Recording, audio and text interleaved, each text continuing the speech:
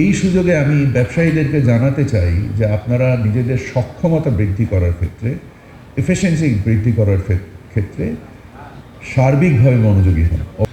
আমরা জানি যে আমরা যদিও আন্তর্জাতিক বাণিজ্য মেলা বলি, বা দুঃখজনকভাবে আমাদের এখানে খুব তেমন কেউ আন্তর্জাতিক অংশগ্রহণকারীরা আসেন না। যারা আসেন তারা হয়তো বা কিছু মনোহারী পণ্য নিয়ে আসেন। আসলে 1 মাস ব্যাপী একটা মেলায় অংশগ্রহণ করা একজন বিদেশি প্রতিষ্ঠানের জন্য খুব সহজতর নয়, যেহেতু দেশে পণ্য স্পেসিফিক বিভিন্ন ধরনের আন্তর্জাতিক মেলা হচ্ছে 2 দিন 3 দিন 5 দিন ব্যাপী। ওনারা অধিকাংশ ক্ষেত্রে সেই সব মেলাতেই অংশগ্রহণ করেন। বাট তারপরেও আমরা চাই, আন্তর্জাতিক সংযোগটা চাই।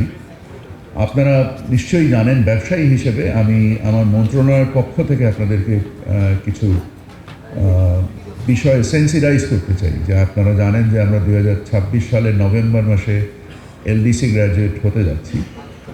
এই এলডিসি গ্র্যাজুয়েট হওয়ার যে 3টে মৌলিক কোঅর্ডিনেট আছে, এই কোঅর্ডিনেটে আমরা প্রত্যেকটা কোঅর্ডিনেটে কোয়ালিফাই করি, এবং এই কোয়ালিফিকেশনের ফলে আমাদের স্থানীয় আমদানি আমাদেরকে উদার করতে হবে।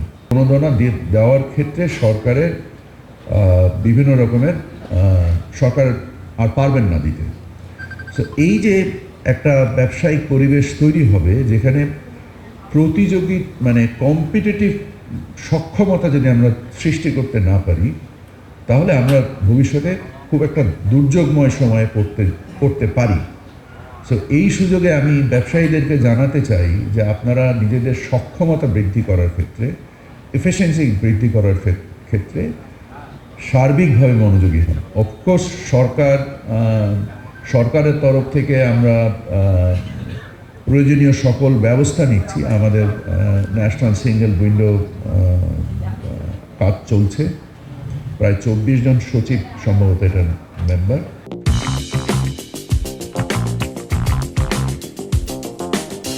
এবং 18টা সার্ভিসকে আমরা একত্রিত করে একটা সিঙ্গেল উইন্ডো চেষ্টা করছি, এবং আশা করছি ইনশাল্লাহ আমরা দ্রুততর সময় এটাকে বাস্তবায়ন করার চেষ্টা করব।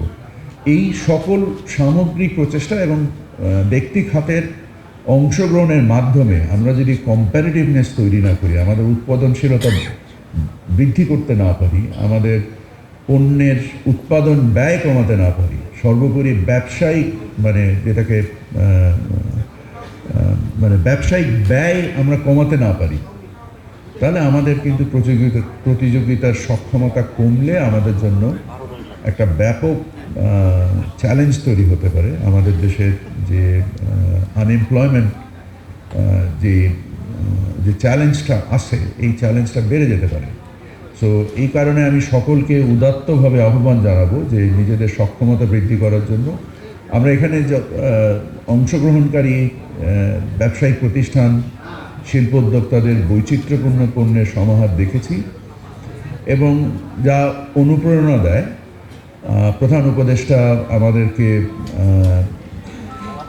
আসবাবপত্র খাতকে যে বর্ষক পণ্য হিসেবে ঘোষণা দিয়েছেন, এবং এই ঘোষণার ফলশ্রুতিতে ইপিবির পক্ষ থেকে একটা সেমিনার অর্গানাইজ করা হয়েছে, এবং ইপিবি খুব প্রোঅ্যাক্টিভলি আমাদের রেগুলেটরস যারা আছেন, এনবিআর, সকলের সাথে সংশ্লিষ্ট হয়ে এই বর্ষপণ্যকে আরও কীভাবে প্রতিযোগী সক্ষম করা যায় এবং এর সক্ষমতা বৃদ্ধির কল্পে যে নীতি সহায়তার দরকার আছে, এই নীতি সহায়তার জন্য সরকার সার্বঙ্গীনভাবে কাজ করছে। সো আমি আপনাদের সকলকে সক্ষমতা বৃদ্ধি, পণ্যের বৈচিত্র্যকরণ, ব্যবসার খরচ কমানো, এই ব্যাপারেই আপনাদেরকে আহ্বান জানিয়ে আমি আমার কথা শেষ করব।